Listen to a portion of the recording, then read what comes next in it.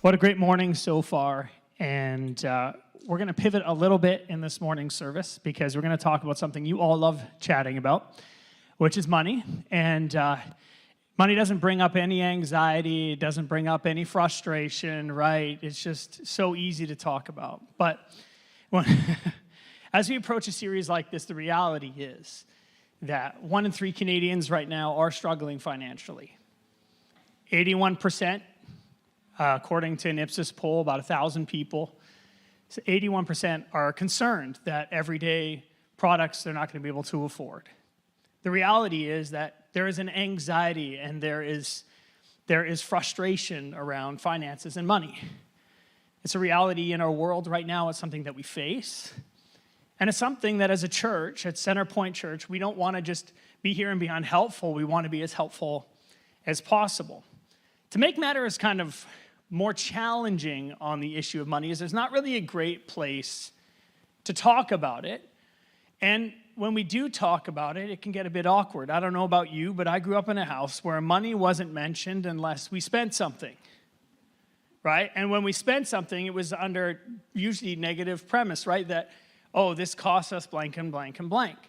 You know, maybe you didn't grow up in a house like that, but not often do parents talk to kids about money, how to manage money, what they do with their money, how much money they even make. Now, I'm not saying that you have to share that with your children if you're a parent, but there's something awkward about money, isn't there? Particularly even more when we talk about money in the church, right? Because some of us have seen the preacher on TV, 10x, 20x, 30x, 100x if you just give X, right? And so we've seen that, but we've also seen the other side, where it's need. And so I say that from the beginning to say this, is the reason that we're doing a series on money is because we want to be helpful and we want to be for you. And because Jesus cared about money. And the reason we need to talk about it in church is because it's such a massive part of our world. Particularly at a time where it's challenging. It's a subject that I believe we need to lean into and not be fearful of. But there's kind of 5 things that we all know about money. And here's the first one. This is what we all kind of know about money. It's awkward to talk about. Like, we just need to call the audible, right? It's awkward to talk about money, particularly when we don't know what to do with it or in a difficult financial place. We really don't love talking about it. Why? And we'll talk about this in the coming weeks, but there's so much shame attached to money of not having it or mismanagement or not knowing, or shame of not being enough, or thinking you'd be further ahead, or wishing you'd be further ahead, or people that are further ahead. I mean, it's challenging and it's awkward to talk about. The second is this, is that having money is better than not having money. Anybody agree with me?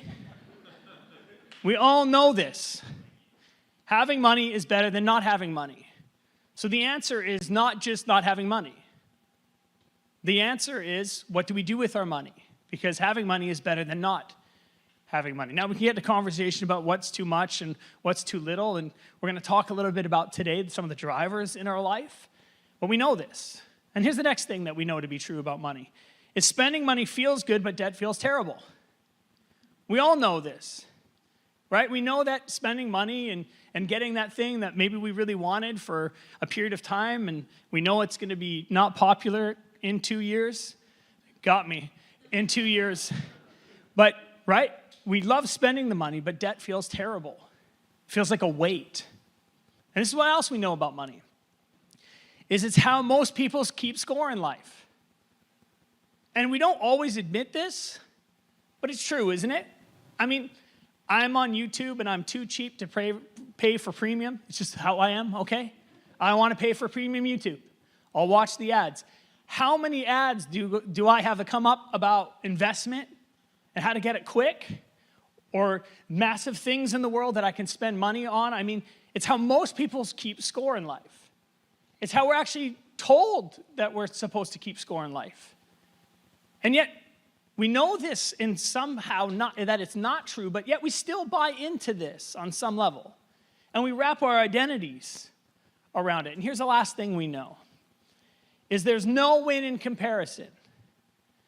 And as much as we love comparing ourselves to others to feel like we're ahead, we can also feel like we're always behind because there's always somebody ahead. Now, if money's awkward to talk about, having money is better than not having money. Spending money feels good, but debt feels terrible. And it's how most keep score in life, and there's no win in comparison. Is there another way? And I believe that there is, and not just myself. But Jesus actually believed that there was. Jesus talks about money and possessions over and over and over again throughout the New Testament. The first 4 books of the Bible, New Testament, Matthew, Mark, Luke, and John, Jesus brings us up over and over and over again. Jesus has a lot to say on the issue and how quickly it can take so much of our mental energy and focus. And it's tempting on a day like today to kind of tune out the talk, pretend it doesn't really matter, or to feel flustered and sweaty when things get brought up. But Jesus wanted to talk about money because one of the things that Jesus was interested about in our life was a huge word called peace. And too often, money robs us of 2 massive areas in our life. One is peace, and the other is joy. Now, Jesus didn't talk about money because money itself was all that important. Actually, money doesn't care about you. It doesn't stay up all night wondering if you're going to look at it in the bank account. It's not waiting there. Oh, I hope they look. I hope they look. Money is amoral. Actually, we apply value to it. It's merely an indicator of our desires or lack of desires, discipline or lack of disciplines, our pursuit or lack of pursuits. This money merely reflects the attitude of that holds it. And this is why Jesus talked about it. Not just once or twice, but often. Money is a tool or a resource that shows us what we value most. And we can be intentional about using our money in ways that honor God. Or we can choose to ignore God in the way that we allocate it. But disciples, those who are followers of Jesus, and if you're on the path and you haven't taken a step like Nathan's taken a step to follow Jesus, you get off the hook on this one. But for anyone that calls themselves a follower of Jesus, for anyone that says that they are a Christian, the person that pursues Jesus and believes in his death and his resurrection and does all that they can to live as closely as they can to the life of Jesus, disciples are marked out clearly by their attitude towards money. And Jesus is going to outline that for us today in a book called Matthew. Matthew is a book written one of the first books written in the New Testament about Jesus' life here on earth. The first one was Mark, and then Matthew and Luke kind of come second and third, and then John's just kind of the outlier out of the 4 Gospels, which are outlining Jesus' life here on earth.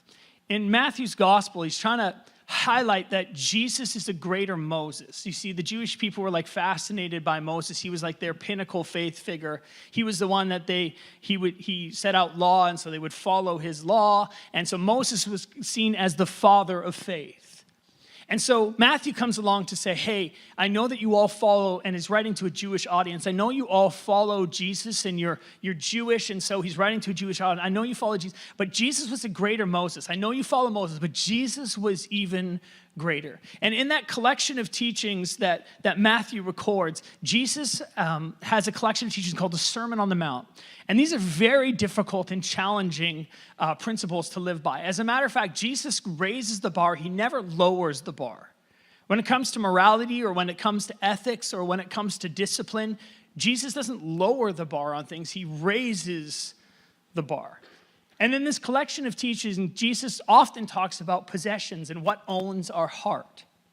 And so he's going to talk about that today as we talk about one of these Sermon on the Mount principles, as we talk about one of these principles that he wants us to understand. And for those that follow Jesus, if you don't, you get off the hook here a bit. For those that follow Jesus, this is of serious concern to Jesus. And he's saying there's a lot of things that can own and occupy our hearts and our lives. There's a lot of things that can own your trust. There's a lot of things that you can put your faith in, but Jesus is calling us to place our faith in something much more valuable than money. So we're going to start there today, and we're going to start here at the beginning of this passage in Matthew 6. Do not store up for yourself treasure on earth, where moth and vermin destroy, and where thieves break in and steal. Next verse. But store up for yourself treasures in heaven, where moths and vermin do not destroy, and where thieves do not break in and steal. For where your treasure is, there your heart will be also. In other words, where's your focus and your attention? There's something called orthodoxy and something called orthopraxis or praxi. Now, I know those are big words, Christian words, but I'm going to throw them at you, and it matters. Because this is where people get frustrated with Christians. We have our orthodoxy, the thing we believe about God, the things that we ideologically even think this is how things should go, right? What we believe about God. And then praxis or praxi is how we actually work that out. And the frustration is between our belief and our practice, the things that we believe and the things that we actually do. And so Jesus is saying there's a certain focus here. This is a certain focus that we can have. We can store up for ourselves treasures on earth. I mean, you can get everything, and what he's saying, you can still lose it at the end because somebody could potentially steal it. Or the thing that you were craving for like years and years and years, and you finally saved and you finally got, and then you either it was an experience that you had or an adventure that you had, and there's nothing wrong with those things, but you pursued, and then they're gone. And you thought that it was going to bring happiness, or it was going to bring joy, or it was going to bring peace, or it was going to bring distraction, but it didn't, and you're still left with feelings of longing and want. Jesus is saying your focus matters. And where you choose, where your heart is, right? Where your treasure is, there your heart will be also. And so he knows that finances or possessions are an indicator of where our heart is. And I talked about this a couple weeks ago. If you missed it, you can go back and you can watch that. But if we want our heart to be where God is, then we have to invest where God is. This is what he's saying. Where your treasure is, there your heart will be also. And then he goes into this next phrase, and you might think this is a little strange because it seems like Jesus is going into left field here. If you're not a baseball player, going a different direction, okay? I know not all of you are sports people because some of you play golf. So, oh, now you're awake. Okay. Okay. I shouldn't have done it, but I just couldn't help myself. I'm sorry. You know what? I just got to say it. I got to say it. I'm going to golf a couple times this year. I'm going to try it. I'm going to see how it goes. And if it's terrible, I'll report back and tell you. Okay? But Jesus goes out, and he kind of goes off track, or what you think is going off track. But this is what he says next. He says, the eye is a lamp of the body. Okay, I thought we were talking about possessions and where we're investing. Why are we talking now about our eyes? Well, he's going to make the connection. The eye is the lamp of the body. If your eyes are healthy, your whole body will be full of light. But look what he says next. But if your eyes are unhealthy, your whole body will be full of darkness. If then the light within you is darkness, how great is that darkness? And it seems like Jesus, as recorded here by Matthew, is going a different direction, but he's talking about something significant. He's talking about two things, actually, and here's the first one. What captures our attention? You see, marketing is built on capturing your attention. I mean, every social media platform now captures your attention with ads. Everything you watch now has ads in it. Even my hockey games have betting ads in them. Every single break. It's a frustration. If you have any sort of responsibility in that area, just do less, okay? But it's vying for your attention. You see, there's things in our life that we're constantly being marketed something. Every online platform is selling you something and vying for your attention. The majority of what is being sold to you will not last. It won't even last a year or two. It might not even last your attention span when you finally have it. And most consumer spending is on something we believe that we need that we actually don't. You see, what Jesus is saying here is you can lose your attention. Something else can grab your attention, and you can get lost. And if you're not careful, you fill yourself with that which makes you empty. And if we're not careful, we pursue the thing that makes us empty. But it's more than that. And there's something really fascinating about this time in antiquity. And what's fascinating is they didn't just believe that the eyes took in light. You see, we understand that the sun shoots out light and then it reflects off things and then it comes into our eyes. As a matter of fact, in antiquity, they believed that light came from the eyes. And this is important because you see, you can only see the direction you're looking. Like right now, your perspective on a Sunday morning is looking down at a stage. That's not my typical view on a Sunday morning. I see all of you, the few of you I can see in the darkness. My perspective is different than yours. And here's why that matters. Is because the things that we focus on, we can get hyper-focused on, we can forget everything else. And this is what Jesus knew. We can focus on things that we believe are very important and yet make us empty. There are things that we might spend our whole life on, experiences, moments, toys. And those things aren't in of themselves bad. But when that is all that fills us, and when it's about getting all that we can out of this life, we forget that there's an eternity that we're still working for. And so Jesus' connection with eyes to resource matters. Because what we focus in our attention on, many people believed that light, again, came from the eyes. And the question is this: how much of our lives are us viewing something? Think about how much of our lives are about consumption. And I'm going to just say it, and I'm going to leave it at the table, but even our church experience is less about what we can bring and what we can get. It becomes more about what suits our needs and what we can bring to the table. And what I love about Centerpoint Church is so many of you get it. So many of you are willing on a Wednesday night to show up for youth. You're willing to show up in our neurodiverse classroom and spend time with our children, to spend time teaching the next generation, to spend time helping people lead worship, to spend time helping create a place where people feel welcome. Some of you open up your homes every single week. Some of you lead small groups. Rob, who baptized Nathan today, leads a small group in our church. There's so many people that invest and get it. And there's so many people that prioritize their giving and get it. And it's amazing to me what happens here at Centerpoint Church. But there's always going to be a fight between consumption and what we can give. And if you're a Jesus follower, then you're not off the hook on this one. Our focus and our attention and what we give truly matters. And if what you're consuming is unhealthy, you'll be unhealthy. And the more you envy over, desire, consume, the more you obsess about these things.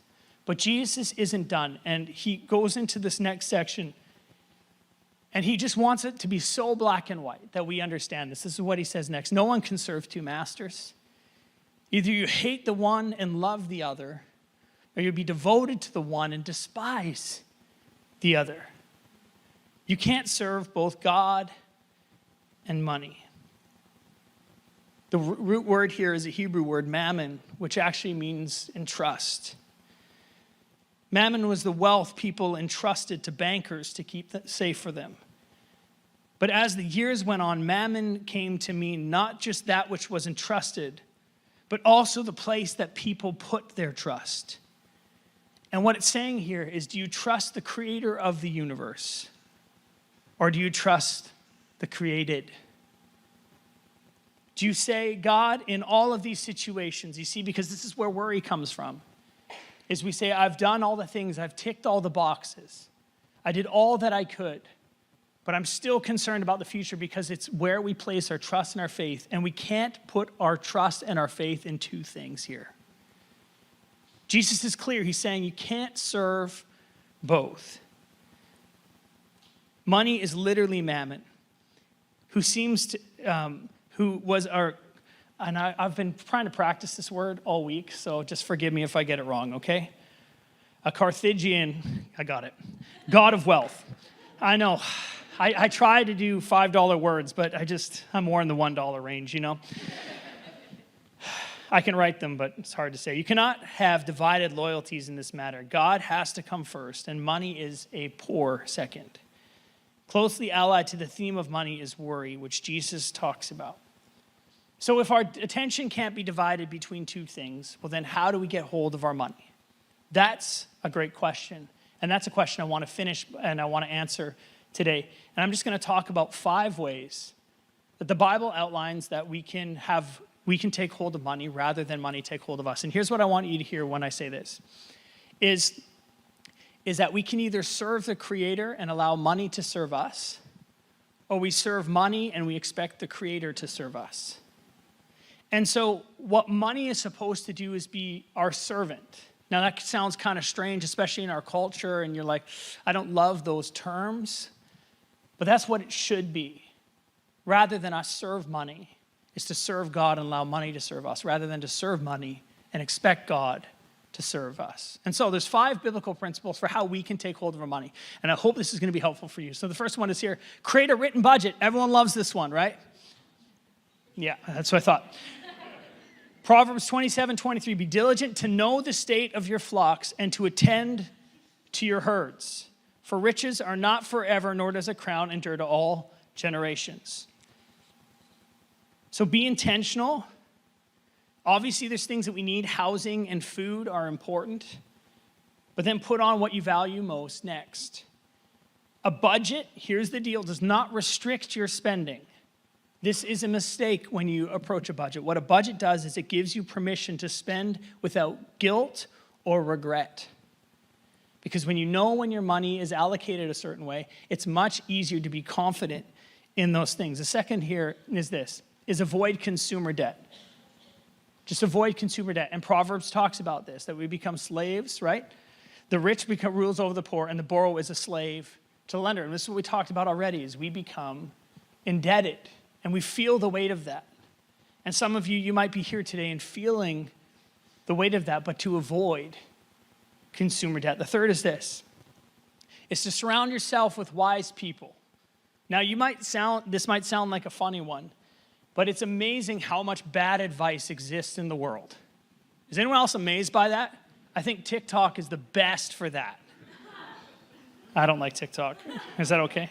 Anyone else praying it gets banned? Anybody? What? I can't believe, he's so old. Yeah, okay. 1 Corinthians 15, verse 33, do not be deceived. Evil company corrupts good habits. And it's true.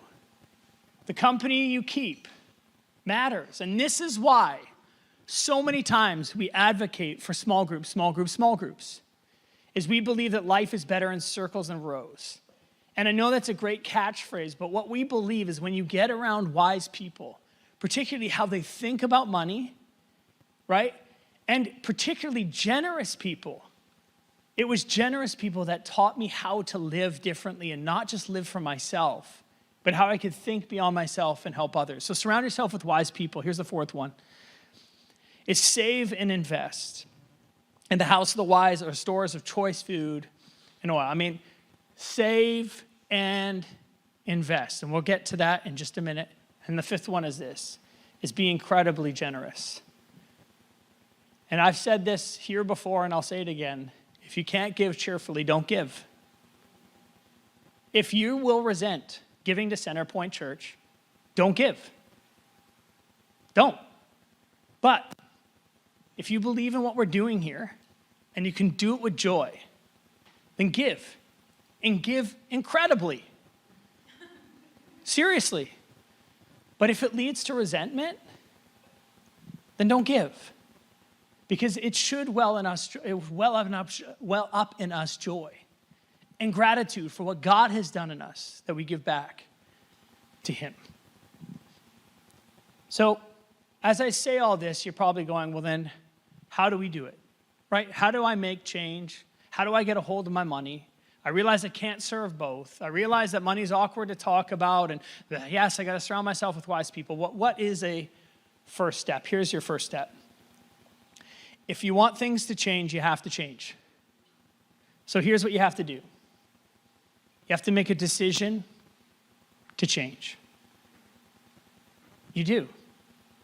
There's certain things that you're going to have to cut out.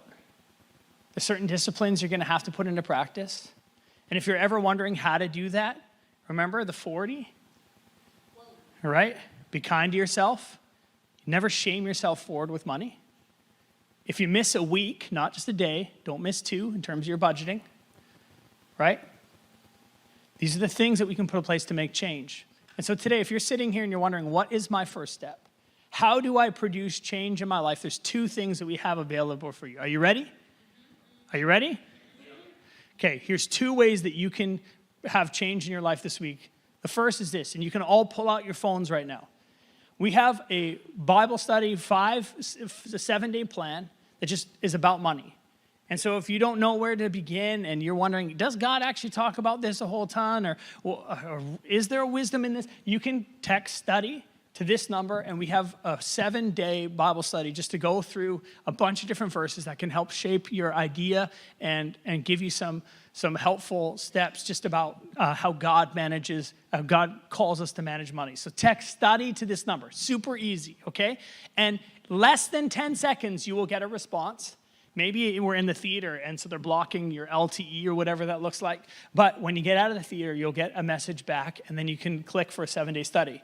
And for some of you that actually want to take the step of budgeting, and here's what and I'll get to that in just a minute, but if you want to take the step to budget, you can text this number. You can text budget to the same number. And here's what it is. And now, I don't sell a lot of things here, and I will not be selling you a tool.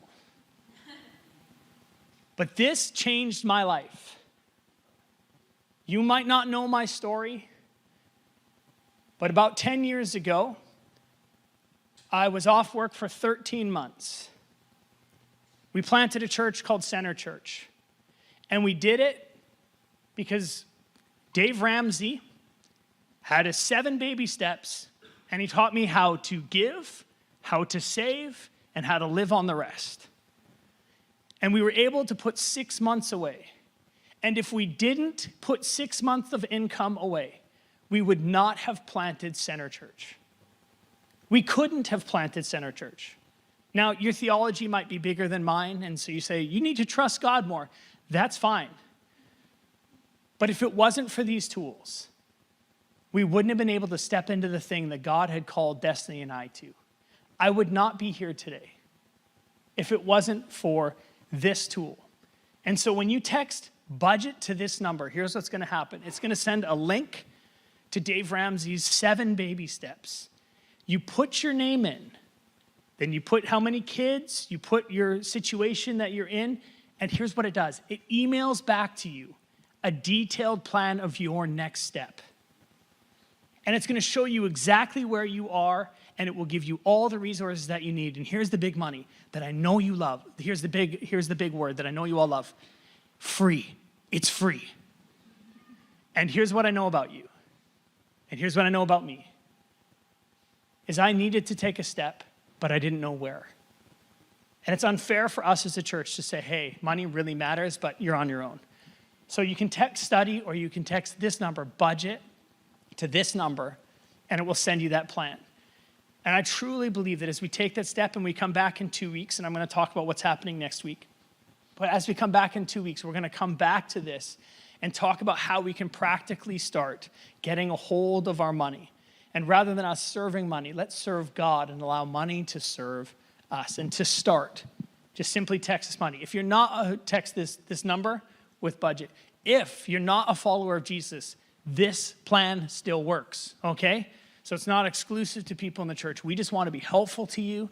And again, if you don't want any more emails from Dave Ramsey, there's this unsubscribe button right on the bottom that you can get your tool, you can get your plan, you can unsubscribe immediately. So we're gonna pick it back up in 2 weeks. And in 2 weeks, I'm gonna talk about the shame around money, that we wrap our identity around it too much, and how do we navigate that, as well as some more practical tools. Next week, can everyone say next week? Is Mother's Day. And so we are going to celebrate mothers as well as women of influence in our church. So I want to invite you back, bring somebody with you. It's going to be an amazing Sunday, but I'd love to pray for you right now. God, thank you for our time together. I thank you for Nathan taking his next step of faith in baptism. God, that you have called him, and by name, you know him and his life. And God, we thank you that he's chosen to follow you and take that step of obedience with baptism. God, I'd ask that you'd encourage all of us to take our next step of faith. Particularly right now, I want to pray for those that feel a weight around money. There might be legitimate fear, there might be legitimate concern around money. God, I pray that they could see the difference between their financial situation and their identity. That they are more than the money in their bank account. They are your child. You care about them. You love them. And you see what they're facing. And God, I pray today that they would experience your love, that they would experience your compassion and your mercies that are new every day.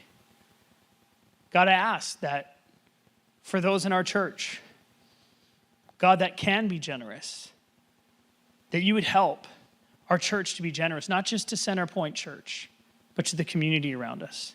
Help us to be influencers and people of change wherever we are. God, thank you for a time together today. Thank you for all that you've done and all that you're going to do. In your amazing, mighty name, amen. I hope you have an amazing week. We'll see you next week for Mother's Day. Have a great week.